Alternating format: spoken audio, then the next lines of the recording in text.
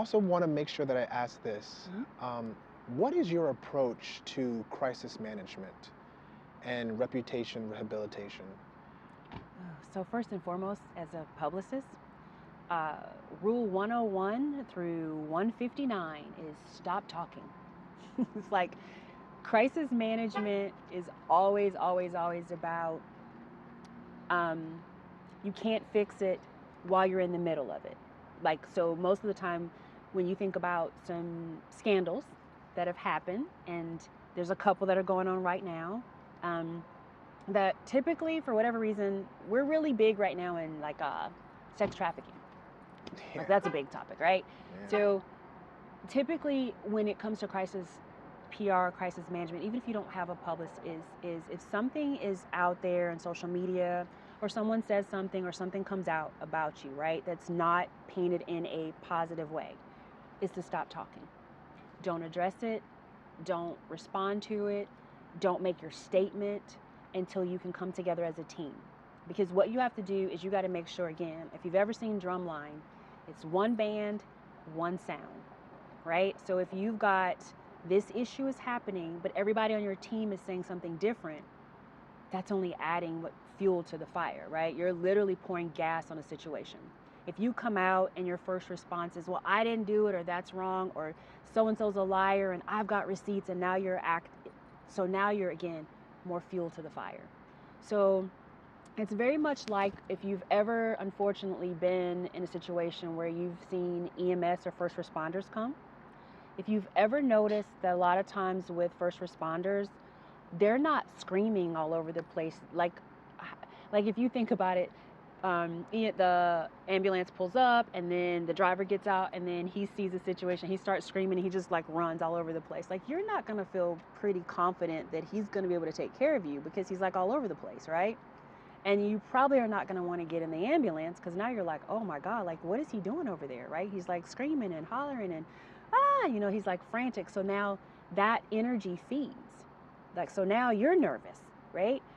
So when you think about crisis PR, it really is to be what's a calm to the chaos. So once you stop talking, then we got to come together and we got to figure out what is the truth of the statement and what is not, right? Then we have to come up with, is an apology due? Do we need to address allegations? Is there an attorney? Like, there's so many moving parts, but you've got to get your team together. Once your whole team comes together, then it becomes, who's the spokesperson? Who in this situation needs to say something or address it?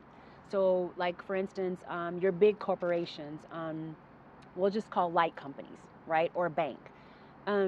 If something happens that's a scandal, you'll notice that their person that comes out is a spokesperson for that brand. And that person is able to answer questions, make a statement, whatever they have to do on behalf of everybody that's with so I go, who's behind them, which is the brand.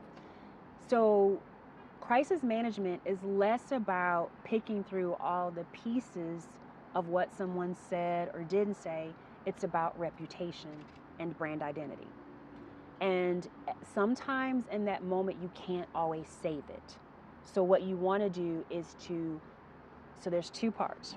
One is to move it. Move it means let's get people talking about something else, okay? And the other is we address it and then we move forward. So depending upon how bad it is, either we're going to try to like move the conversation, shift it to something else, or we need to like address it head on, which then becomes part of things like apology tours. So you've seen people, right? You already know, right? They're out apologizing. But if it's genuine, and it doesn't, so, as publicists, sometimes we do write those. I'm usually a fan of you write it in your words, right? Like if I were advising you, I would say, Jay, you write it in your words. I'm going to look over it and make sure you're not adding more fuel to the fire, that you said some inflammatory word, or where you'll put the statement out and people are going to go, oh, here he comes with this crap, right? So we still want to stay authentic. And so a lot of it is after the teams come together, then we got to go head on. So the more time that goes by that you don't address it, the more people assume you're guilty. And that's just a standard. We'll just use the word entanglement.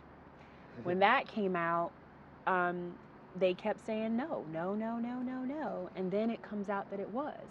And so then people lose trust in that person.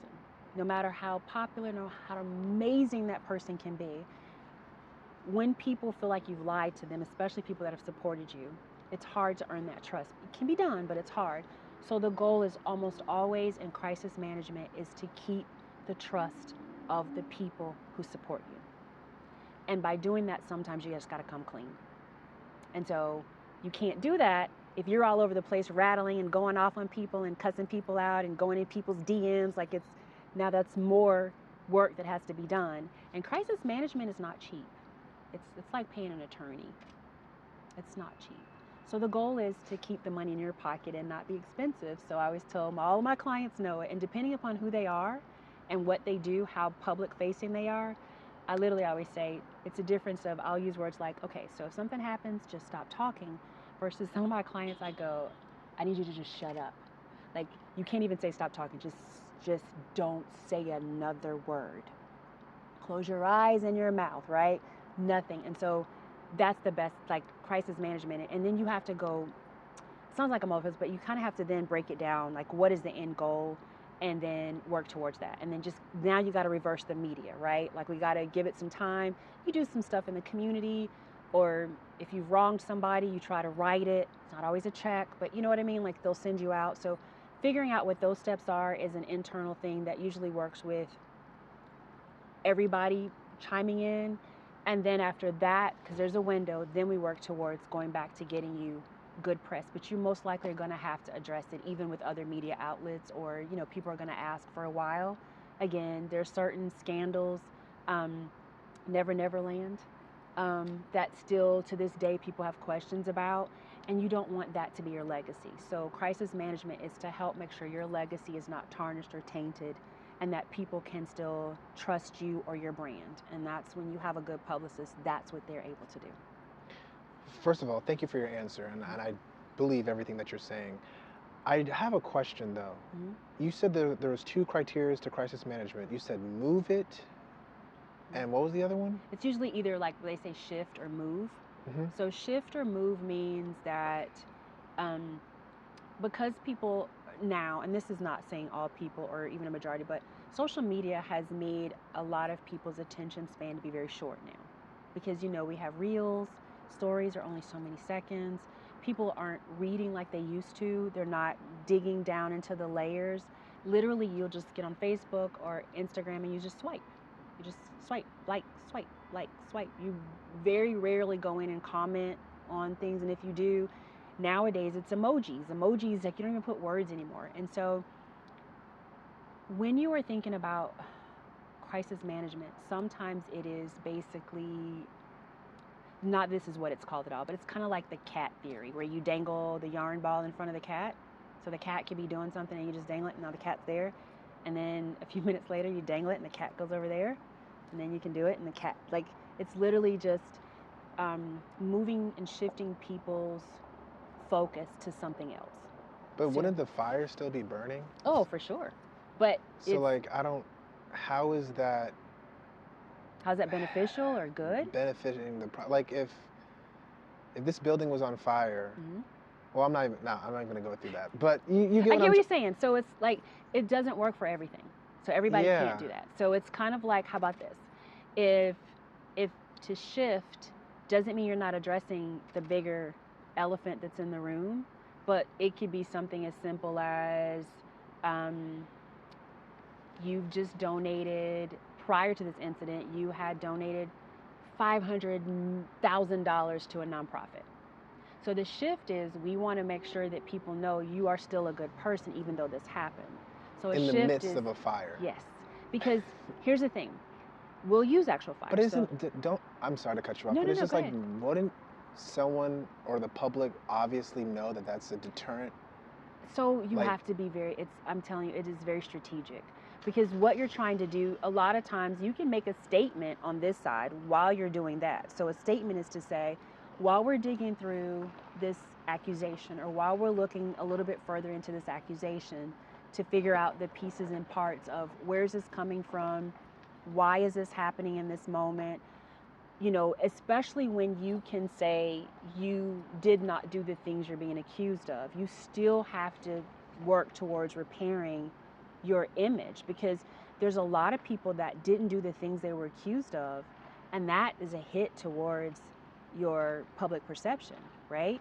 So you still have to actively work towards making sure people know the good that you've done, even while you're trying to figure out where's this coming from. Most of the time, I would say for a lot of celebrities, it'll be things like a celebrity couple's married, and then there'll be a child outside of the marriage.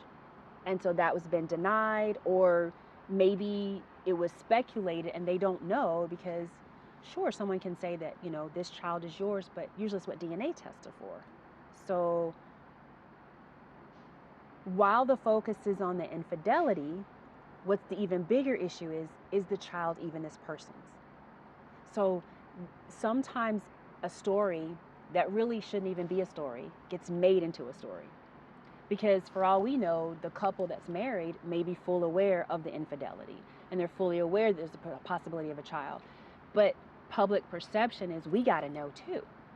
So that's where that comes from, where you are still figuring things out. So you're not addressing it, but you can't go full on in a statement saying this isn't my child, or, I don't know what you're talking about, when clearly something happened and that has to be addressed. But that begs the question of, is that anybody's business, right? And so how much of that situation do we make people's business? So you almost have to kind of downplay it, and that's where that comes from. So it's like over here, yeah, he's doing this, or he's got the album coming out, or better yet, what's happening in their family, they are aware. So that's a statement we can make. They are very well aware of what's going on. And at this point, should the family decide to move forward with a statement or to disclose what's going on, we'll do so. But in the meantime, we're still waiting and trying to figure things out. And then you kind of go over here. So it's the yarn ball. Hey, look over here. But you can't not acknowledge it, and you certainly don't want to. I always tell my clients, please don't lie to people. I know it's hard, and it can hurt, and it can cost you money. I mean, it can cost you partnerships, but don't lie to people, because people feel hurt. They feel betrayed.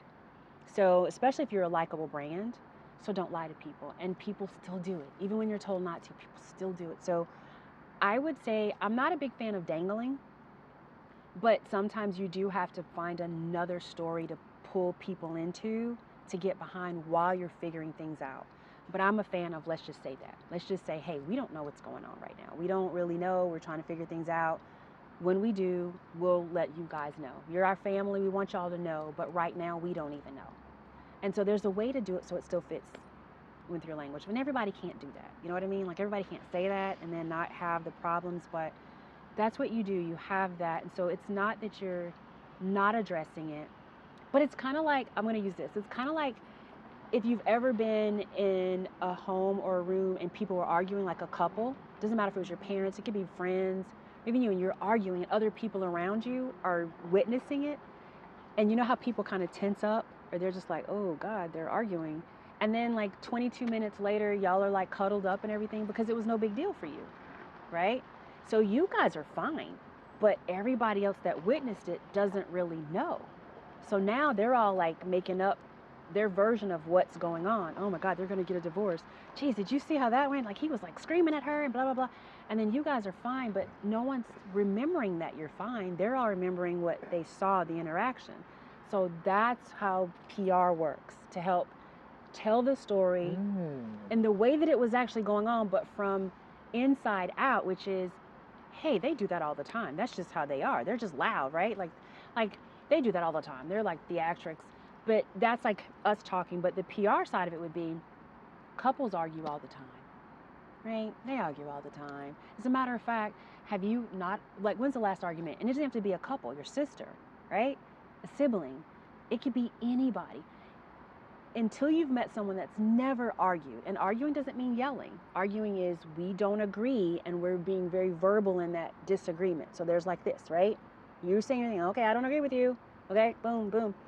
Everybody's argued before, right? Have you ever felt something so passionate that in that moment, it didn't matter who was in the room, you had to get that point out? Whether you had to leave a bad job, or maybe the server in the restaurant was really bad to you, right? And to you, it must be known, right? And you're like, yeah, right. That's all they were doing. Wow. Thank you so much for breaking that down. You're welcome. No, seriously. And it makes sense. Right. And I see why certain celebrities and certain companies take that route. Right. Having a publicist is great because it really helps you to reframe and make sure that my job is not, it is PR, it is to get you publicity and media, but it's really to make sure you are authentic in the brand and your businesses and how you show up in the world. Because the minute people whiff out fake, the minute people whiff out, oh, he's acting or pretending to be something, it's like game over. It's game over. And it's so hard to build that trust up. So come in your quirkiness and whatever, and let people get to know you and your true authentic self. And you don't have to share everything with the world, but the parts that you do, let that be authentic. Then when something does happen, your people stand behind you.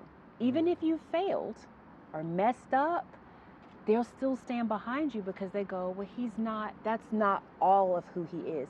Some things are off limits and some things I don't, like, I'm like absolute, like I'm talking about, no, I'm not covering that up. But for the most part, we all have that happen. So yeah, that's just pretty much what it is. Rather have society judge you for the truth versus you coming back from a lie. That's it. Yes. Absolutely. Yeah. Check out today. Introducing Rada Burt Mills, serial social entrepreneur and brand evangelist.